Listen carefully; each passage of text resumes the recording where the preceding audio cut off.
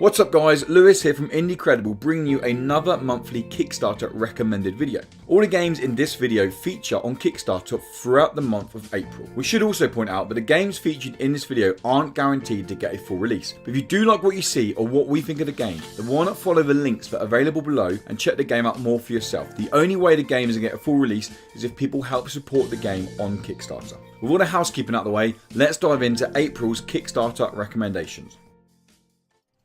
Up first, we have got Phantom Halls. Now you may recognise this recommendation, and that's because the game is currently available in Steam Early Access. But now the developers want to bring the game to even more platforms and even meatier full release, hence the Kickstarter campaign. We've already had the pleasure of playing Phantom Halls, and it's fair to say that there's a welcomed originality to the comedy horror game. When starting out a new campaign, you'll choose a character from a pool of social stereotypes. Goth, jock, geek, and even Ash from the Evil Dead is available. The main aim of the game is to survive the night in a haunted mansion, but to do this, you'll need to look for new weapons and find other social delinquents to team up with. Your biggest chance of survival, believe it or not, is to actually delve deeper into the evil lurking within the mansion. Phantom Halls has a Kickstarter goal of £30,000 and its campaign is running until the 13th of April. If you like what you see of the game, then £10 will get you a full release copy when available. We're very interested by the £55 tier, which gets you posters, t-shirts, pins, postcard, and of course, the game when available. Before setting out to create Iron Harvest, indie developers King Art Games asked the community what they wanted from a modern day RTS game. Feedback consisted of clever tactics over action, player freedom over cinematic set pieces, and a strong single player campaign. Thus, Iron Harvest was born.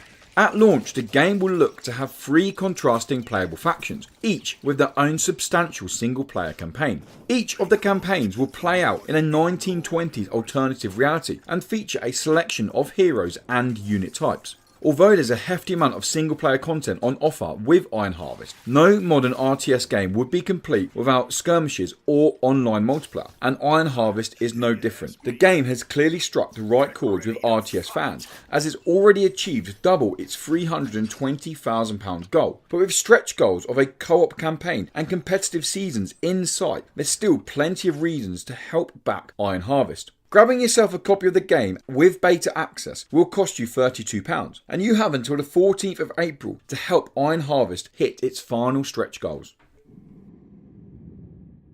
Lords of darkness, unholy princes in high places, hear us now and grant us your power. We're not sure if it's the stunning pixel artwork of One Night or the straight out of an 80s horror movie story that's perked our interest, but one thing's for sure, the game looks amazing, to us anyway.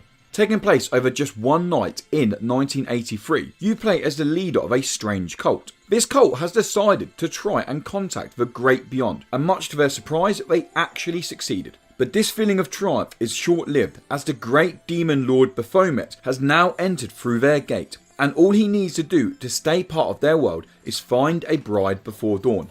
Things get even worse when the evil lord decides your neighbour would make the perfect bride, so off they, or he, happily whisks to his fortress. You can kind of see where this is going now. Slay Baphomet's generals on your way to saving your neighbour. Just make sure this simple task is done before dawn. You can get yourself a copy of the game for just £7 on PC or PS4. If fully funded, we can expect to be playing One Night around November this year.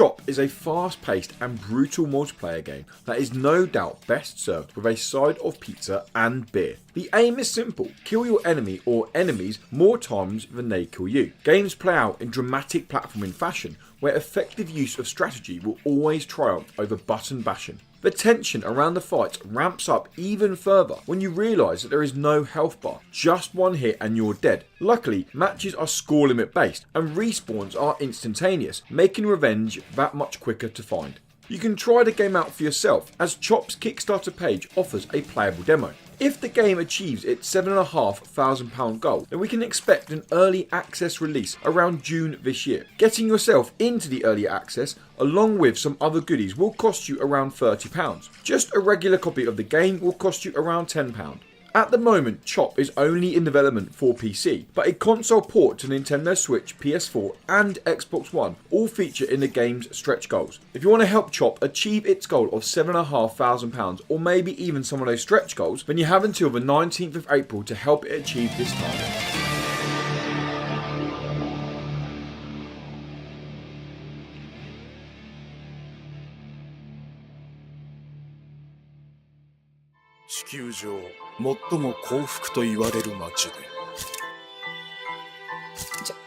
マジ最悪だぜ。とんでもないもの見つけちまった。少女の遺体が見つかった。Now, I think we can all be in agreement that one of the worst things in life is debt. So why on earth are we recommending a game about debt? The Good Life sees you playing as New Yorker Naomi, who after running up an obscene amount of debt is forced to take a journalism role in the UK.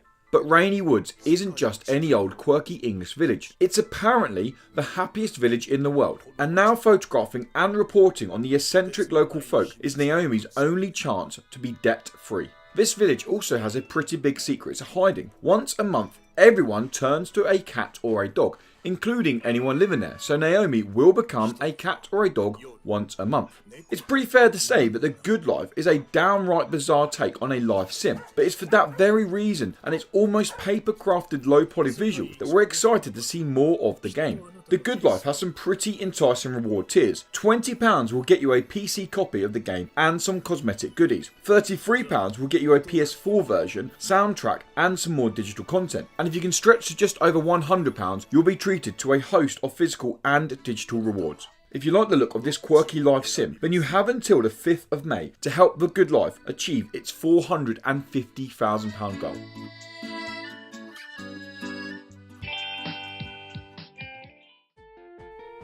Well, that wraps up our Kickstarter recommendations for April. Once again guys, all the games mentioned in this video aren't guaranteed to get a full release. And we must disclose that if you do support the games, they aren't still guaranteed to get a full release. But if you do like what you see, then head to the links below and check the game out more for yourself. These videos are there just to give you an idea of what games are available on Kickstarter and our top recommendations, not necessarily us saying go support these games. But if you do like these videos guys, then why not give us a little like? And if you like what we do as an indie game website and YouTube channel, then why not subscribe? If you really like what we do, you can head on over to patreon.com/IndieCredible and throw us $1 to get exclusive pre and post show podcast content. Until next time guys, thank you for watching, goodbye.